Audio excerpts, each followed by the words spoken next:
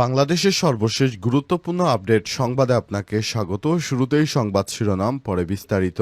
প্রথমেই জানাবো, ৮ কৃষককে পিটিয়ে আহত, গরু ছিনতাই করে পিকনিক। পাবনার ঈশ্বরদী পদ্মা নদীর বালু উত্তোলনকে কেন্দ্র করে দুই গ্রুপের মধ্যে উত্তেজনা গোলাগুলির ঘটনায় অশান্ত হয়ে পড়েছে চাষাবাদ। সেখানে গিয়ে ৮ জন কৃষককে পিটিয়ে জখম করেছে বিএনপি এবং আরেকটি গ্রুপ। একই সঙ্গে চর থেকে কৃষকের দুইটি বড় আকারে গরু নিয়ে লুটপাট করে তারা জবাই করে পিকনিক করে খেয়েছে। আজ ঈশ্বরদী সারা ইউনিয়নের আরমবাড়িস্থ পদ্মাচরে ইঞ্জিনিয়ার কাকন বাহিনী এবং অপর বিএনপির একটি গ্রুপ এই ঘটনাটি ঘটিয়েছে বলে অভিযোগ পাওয়া গেছে। বর্তমানে চরে গেলেই তাদের উপর হামলা চালিয়ে মারপিট সহ রক্তাক্ত করা হচ্ছে।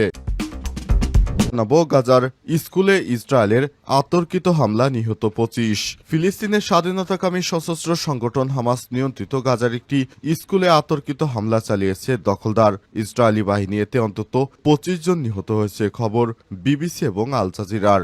গাজার চিকিৎসক ও বেসামরিক প্রতিরক্ষা সংস্থা জানিয়েছে, গাজা সিটিতে ফাহামি আল জারজাউই স্কুলে লক্ষ্য করে ইসরায়েলি বাহিনী এই হামলা চালিয়েছে।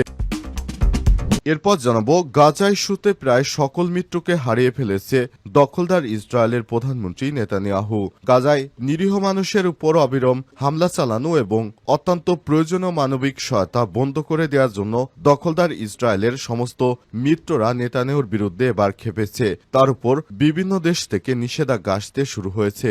সরকারের সঙ্গে সম্পর্ক ছিন্ন করেছে অনেক রাষ্ট্র। মার্কিন পোর্টাল দ্য এক্সিওসে এই তথ্য নিশ্চিত করা হয়েছে।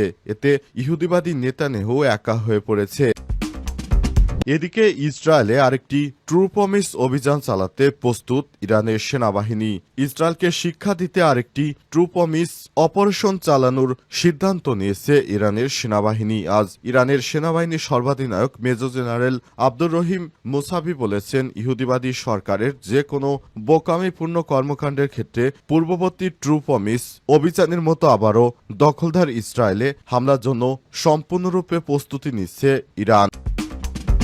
জানাবো, স্ত্রীর সঙ্গে ভাইরাল হওয়া সেই ভিডিও নিয়ে যা বললেন ফরাসি প্রেসিডেন্ট। সম্প্রতি স্ত্রীর সঙ্গে একটি ভিডিও ভাইরাল হয়েছে ফ্রান্সের প্রেসিডেন্ট ইমানুয়েল ম্যাক্রোর, যেখানে দেখা যায় তার স্ত্রী ব্রিজিট ম্যাক্রো উড়োজাহাজ থেকে নামার সময় তার মুখ হাত সরিয়ে দিচ্ছে বা এক প্রকার চর মারছেন। ঘটনাটি ভিয়েতনামে তাদের সফরের সময় ঘটে। ভিডিওটি সামাজিক যোগাযোগ মাধ্যমে ছড়িয়ে পড়লে ব্যাপক ট্রোল শুরু হয়। তবে অবশেষে সেই ভিডিও নিয়ে মুখ খুলেছেন ম্যাক্রো। তিনি সাংবাদিকদের মুখোমুখি হয়ে ম্যাক্রো বলেছেন, একটি ভিডিওতে দেখা যাচ্ছে আমি আমার স্ত্রীকে মজা করে কিছু বলছি, আর সেটা নিয়ে যেন এক প্রকার ভূরাজনৈতিক বিপর্যয় তৈরি হয়েছে।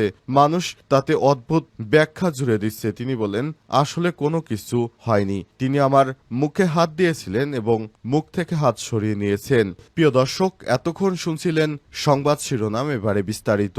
তবে তার আগে বন্ধুরা, অনুরোধ থাকবে এই সংবাদটিতে একটি লাইক দিন।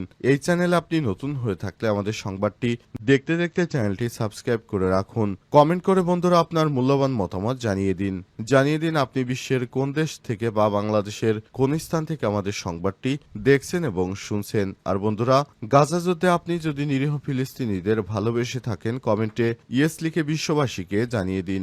সংবাদটি আপনার সোশ্যাল মিডিয়া ফেসবুকে শেয়ার করে বন্ধুদেরও দেখার সুযোগ করে দিন। এবারে বিস্তারিত। গাজার স্কুলে ইসরায়েলের আতর্কিত হামলা, নিহত ২৫।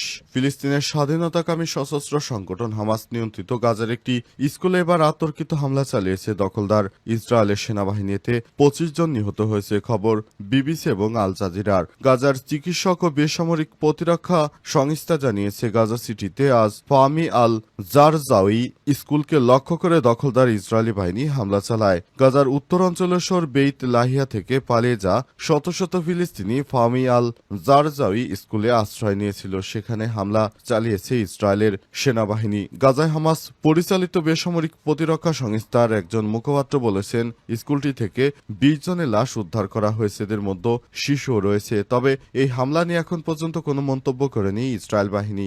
এক ফোন কলে রামি রফিক বিবিসিকে বলেছেন, সর্বত্র আগুন জ্বলছিল, আমি মাটিতে পুড়ে যা মৃতদেহ পড়ে থাকতে দেখেছি। ভয়াবহ এই দৃশ্য দেখে আমার ছেলে অজ্ঞান অজ্ঞান হয়ে পড়ে। অনলাইনে ছড়িয়ে পড়া ফুটেজে দেখা যায় ওই স্কুলের বিশাল অংশে আগুন জ্বলছে, অনেকের লাশ পুড়ে গেছে, যাদের মধ্যে রয়েছে শিশুও। এছাড়াও অনেকেই গুরুতর আহত হয়েছে। স্থানীয় রিপোর্টে বলা হয়েছে নিহতদের মধ্যে উত্তর গাজায় হামাস ও পুলিশের তদন্ত প্রধান মোহাম্মদ আল কাশিহ রয়েছেন। এছাড়াও হামলায় তার স্ত্রী ও শিশুও রয়েছে। এই স্কুলে হামলার আগে গাজা সিটির একটি বাড়িতে বিমান হামলা চালিয়েছে ইসরায়েলি বাহিনী, এতে 4 জন নিহত হয়েছে।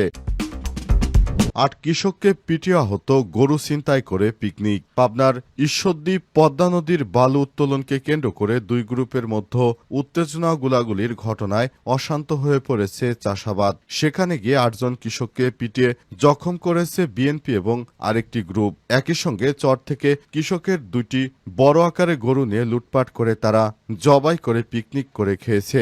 আজ ঈশ্বরদী সারা ইউনিয়নের আরমবাড়িস্থ পদ্মাচরে ইঞ্জিনিয়ার কাকন বাহিনী এবং অপর বিএনপির একটি গ্রুপ এই ঘটনাটি ঘটিয়েছে বলে অভিযোগ পাওয়া গেছে। বর্তমানে চরে গেলেই তাদের উপর হামলা চালিয়ে মারপিট সহ রক্তাক্ত করা হচ্ছে।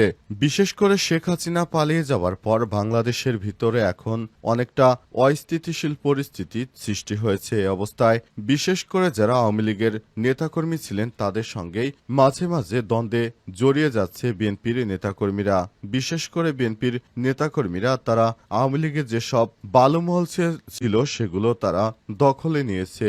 এখন সে দখল নেওয়াকে কেন্দ্র করে আওয়ামী লীগ ও বিএনপির দুই গ্রুপ বা কোথাও কোথাও বিএনপির দুই গ্রুপের মধ্যে সংঘর্ষের ঘটনা ঘটছে।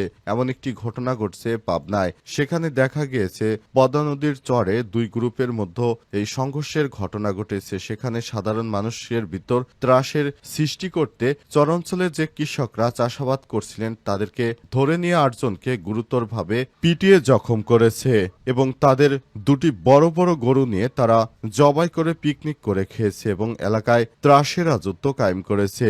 এ ব্যাপারে পুলিশকে অভিযোগ করা হয়নি বলে পুলিশের পক্ষ থেকে জানানো হয়েছে।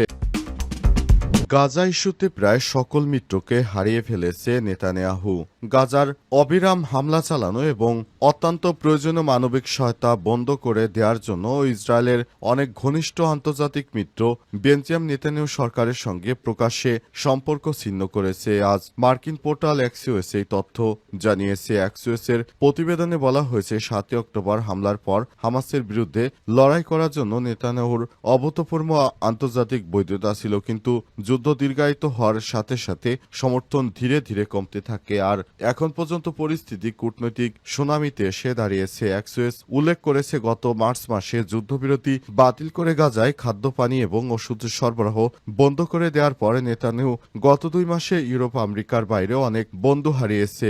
এ মাসের গুরুতর চাপ তীব্রভাবে বৃদ্ধি পাচ্ছে যখন নেতানিয়াহু জিম্মিদের মুক্ত করে যুদ্ধ শেষ করার জন্য একটি চুক্তিতে রাজি হওয়ার পরিবর্তে গাজা পুনরায় দখল এবং খালি করার জন্য একটি অভিযান শুরু করবেন। মার্কিন প্রেসিডেন্ট ডোনাল্ড ট্রাম্প এবং তার